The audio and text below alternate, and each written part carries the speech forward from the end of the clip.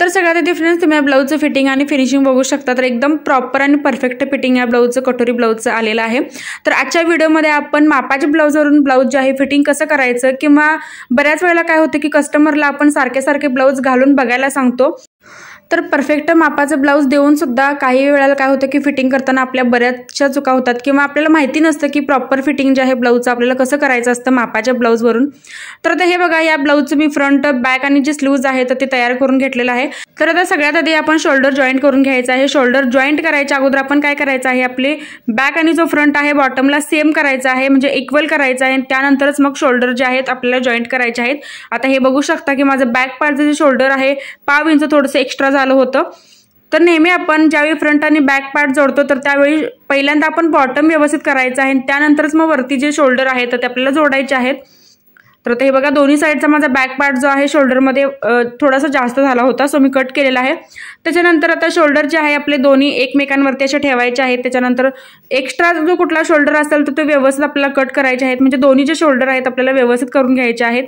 त्याच्यानंतर ब्लाऊज जे आहे आपल्याला उलटं करायचं आहे आणि उलट्या ब्लाऊजमध्ये आपल्याला मारायचे आहे अर्धा इंचच्या स्पेसवरती टिप। तर आता हे बघा, पहिल्यांदा आपण सरळ ब्लाऊजवरती टिप मारली होती एकदम कॉर्नरला, त्याच्यानंतर ब्लाऊज उलटं करायचं आणि अर्धा इंचच्या स्पेसवरती आपल्याला टिप मारून घ्यायची आहे। आता मुंड्याला एकदम प्रॉपर असा शेप देऊन आपण याला स्लीव्ज जोडणार आहोत। तर आता स्लीव्ज जोडायच्या अगोदर आपण दोन्ही आपले मुंडे जे आहेत म्हणजे फ्रंट मुंडा आणि बॅक मुंडा सेम आहे का बघायचं, आणि त्याच्यानंतरच मग आपण जी स्लीव्ज आहे तर ती जोडायची आहे। आता हे बघू शकता, बॅक साईडचा जो माझा मुंडा आहे तर तो थोडासा एक्स्ट्रा आहे, सो मी 2-2.5 इंचापर्यंत तो मुंडा आहे एकदम व्यवस्थित आणि समान करून घेणार आहे, जेणेकरून आपण फिटिंग करता वेळी आपल्याला कोणताच प्रॉब्लेम वगैरे होणार नाही। तर दोन्ही साईडचे माझे बॅक साईडचे जे मुंडे आहेत तर ते थोडे मोठे झाले होते, तर मी इथं कट करून घेतलेले आहेत। व्यवस्थित असा शेप सुद्धा मुंड्याला जो आहे दिलेला आहे। आता त्याच्यानंतर आपली जी शिलाई आहे खांद्या बसली तर ती थोडीशी बाहेर येत होती, सो मी ती आतमध्ये घेतलेली आहे। त्याच्यानंतर त्याच्यावरती मी दाबटीप देत आहे। जर तुमची ही शिलाई जर बाहेर दिसत असेल तर तुम्ही अशा पद्धतीने बॅक साईडच्या आतल्या साईडला ती टीप घालून आपल्याला काय करायचं आहे, वरती एक दाबटीप द्यायची आहे। आता आपण याला स्लीव जोडून घेणार आहोत। आता स्लीव सुद्धा बघू शकता, इथं स्लीवचा जो आहे सेंटर पॉईंट आपण इथं काढून घ्यायचा आहे। त्याच्यानंतर फ्रंट पार्टचा जो शेप आहे मी इथं कट करत आहे आपल्या स्लीव्जचा। त्याच्यानंतर मग आपण नेहमीप्रमाणे जशी स्लीव्ज जोडतो अर्धा इंचच्या स्पेसवरती, तशी आपल्याला स्लीव्ज जी आहे तर ती जोडून घ्यायची आहे।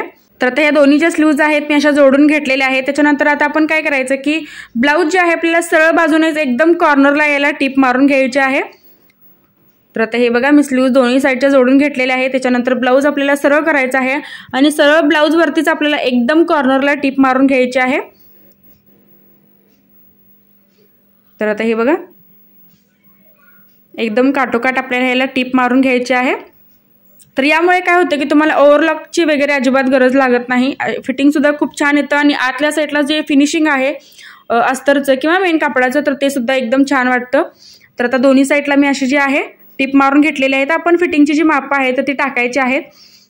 तर त्याच्या अगोदर आपण आतल्या साईडला सुद्धा एक दाबटीप घ्यायची आहे, कॉर्नरलाच ती पण घ्यायची आहे दोन्ही साईडला। आता आपल्याला एक लक्षात ठेवायचं आहे की जे ब्लाऊज आपल्याला मापासाठी दिलेलं आहे तर ते परफेक्ट आहे का पहिला बघायचं आहे आपल्याला, आणि त्याच्यानंतरच मग त्याच मापाने हे जे ब्लाऊज आहे आपल्याला फिटिंग करायचं आहे। आता हे बघू शकता, छाती जी आहे याची आहे 9.5 इंच, तर याच्यावरती सुद्धा मी 9.5 इंच जे मार्किंग आहे तर ते असं टाकणार आहे। त्याच्यानंतर हात रुंदी जी आहे मी घेतलेली आहे 7 इंच, तर या ब्लाऊजची सुद्धा 7 इंच आहे। आता कमर जे आहे आपल्याला हुक लावायचा आहे, बॉटमचा आपला कमरेचा जो हुक आहे तो लावायचा आहे आणि फुल्ल कमरेचं जे माप आहे आपल्याला घ्यायचं आहे।